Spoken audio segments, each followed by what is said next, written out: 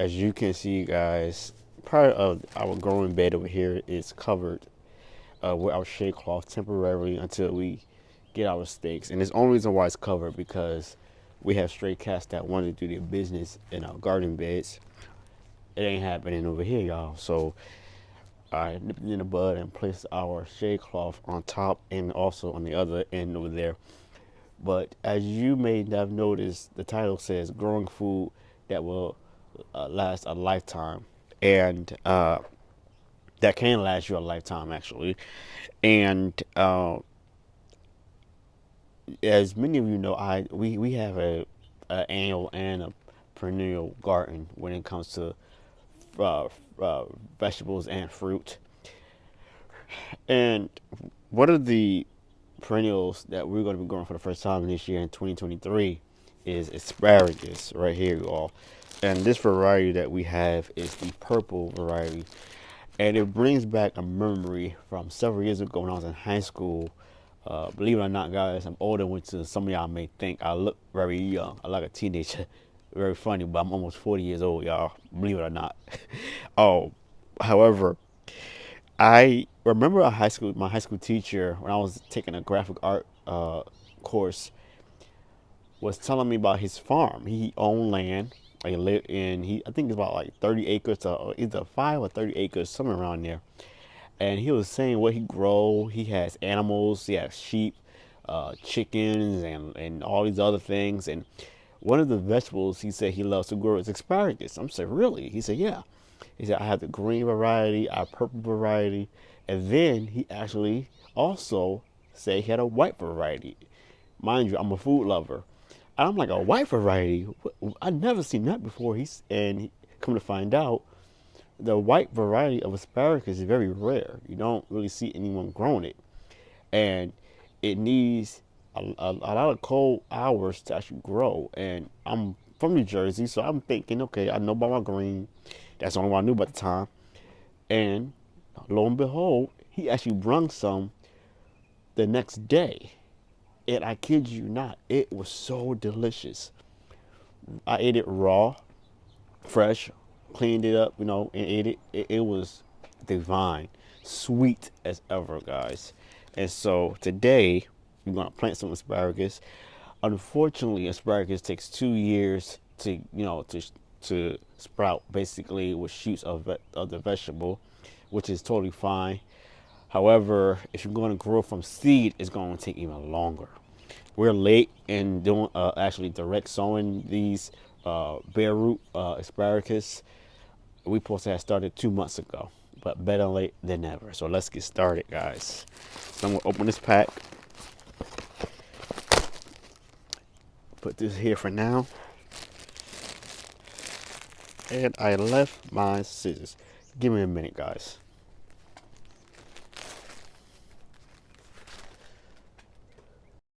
I decided to do a voice cover because I left out some vital information I want to give you.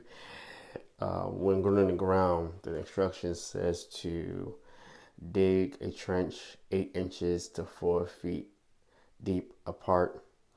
And another thing that I did not do in this content was lay the asparagus roots down. It's supposed to be laid down, not up, facing up. So that's an error that I fixed the next day. I wanted to just give you some quick information as well because I did not give it in this content. Is that asparagus has a lot of great health benefits: vitamin A, vitamin C, vitamin K, and E, as well as iron and potassium.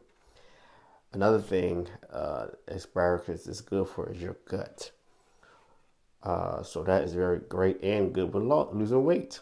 And I found out that you can actually harvest your asparagus the first year, but it's recommended that you actually wait a little longer than that, than 2 years. So they're saying that you could really get a bountiful harvest within 4 to 6 years after planting your asparagus. So that's some good key notes that you want to make sure that you remember. So back in 2010, I learned about tree collards from YouTube from a content creator, James Collier from Growing Your Greens, and he was at the time living in Northern California, and he had this massive tree collard. I believe it was a purple variety. So I 3 years ago, September 18th, 2020 to be exact, we first grew from seed the Moret tree collard. As you can see, actually, this Moret tree collard has been actually topped.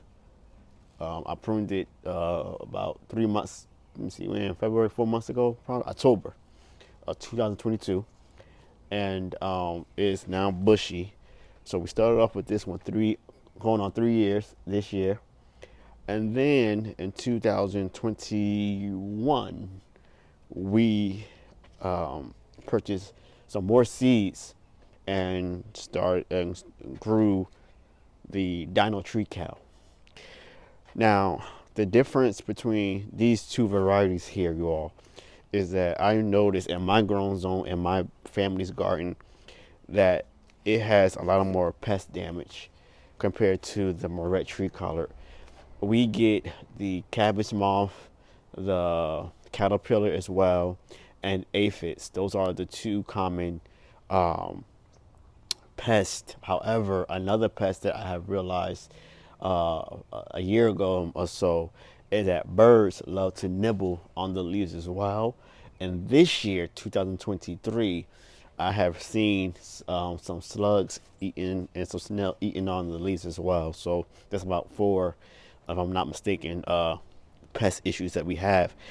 But we recently, in October, my birthday month, decided to get some more tree collard varieties, and lo and behold, I want to show you guys very quickly what new varieties we grew from seed. And I got a little surprise for you all. I want you to see right quick.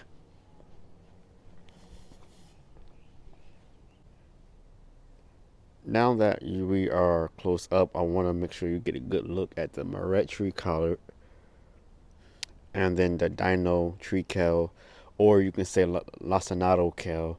It has the DNA of the Dino kale and the tree collard. They cross pollinated with each other. Any brassica that you grow can easily cross pollinate.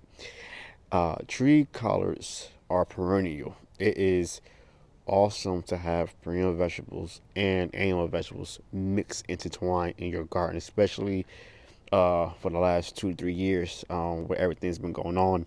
You want to have a mixed variety, and so we love collard greens. This is the reason why we have so much. We're growing collards and perennial tree kale. So here is one of the seedlings we grew from seed indoors, and when I spoke with the owner, the owner suggested that it may be big blue, because as the stem and also the leaf. However, and I think I'll try to save this, guys, but here is the leaf that came off of this one here. This is the back of that leaf. Now, I have not seen that pigmentation on the other leaves like so, but only on this one here. So we still think it's big blue. The other seedling that we grew is right here. This to me is the purple. I'm thinking purple tree collard because of the stem. See how dark it is? This is just a regular annual Morris collard green. Here is another variety, and the seeds that we purchased was the mixed variety of seeds. I'm gonna put the link in the description. It's called the Project Tree Collard. They are the go-to with tree collards. So if you're interested in purchasing tree collards, go to their website, and you will not be disappointed at all.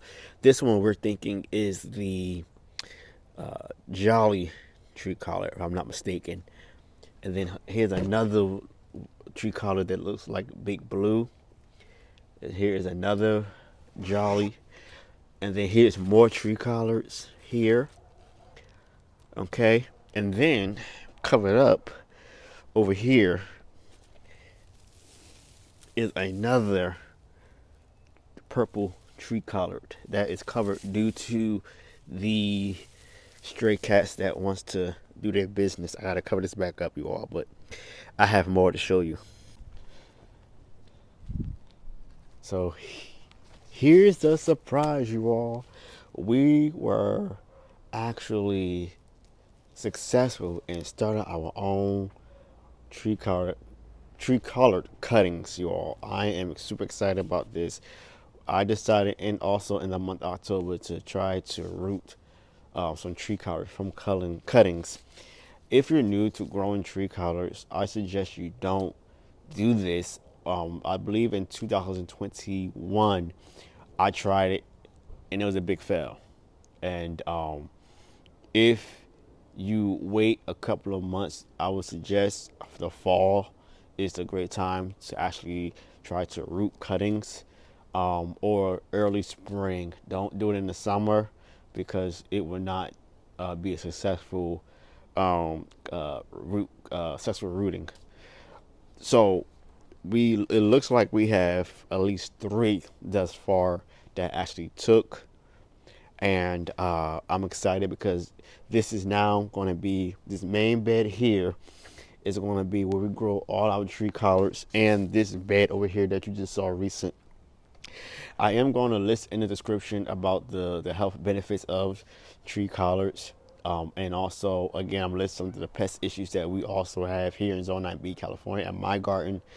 And also, I'm going to list the link in the description of where you can purchase tree collards. If you're new to growing tree collards, I suggest you grow from seed or purchase a plant start. Again, make sure that when you do transplant your tree collard, that it has you give it some calcium and some azomite rock dust for mineralization. You only have to give it calcium once a year, which is like oyster shell, oyster meal, granulated oyster meal, and either something that has calcium in it, like crabs.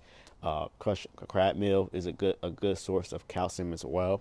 So I'm happy with the results. I'm going to put this down, put it in a safe place, and I will give you guys a follow-up on how the cuttings have done.